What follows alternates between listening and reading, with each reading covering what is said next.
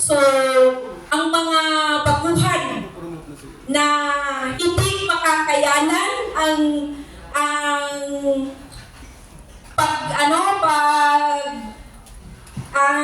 pagtratar sa mga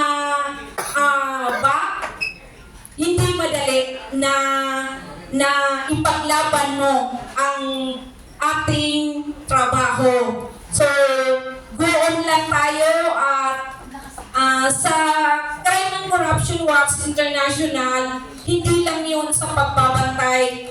Malaking pasasalamat ko rin dahil meron ding sa Batalya Cares, pumaparoon din tayo na malaking tulong sa probinsya ng Bohol, lalong-lalo na sa bayan ko, na nabigyan ng mga wheelchair, gamot, lahat ng mga kabataan na binibigay ni Chairman doon, nakarating ang lahat ng tulong niya. Kaya hindi ako nagkamali at nagpasalamat na napasama sa ating organisasyon ngayon dahil ang advokasya ni Chairman na makatulong sa lahat ng PWD at sa mga may maintenance na gamot, lalong-lalo na sa high blood, patuloy na binibigay ni Chairman buwan-buwan sa aming bayan ng Mabini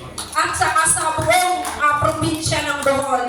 Sir, saludo po ako sa inyo at maraming pong salamat. God bless you more, sir.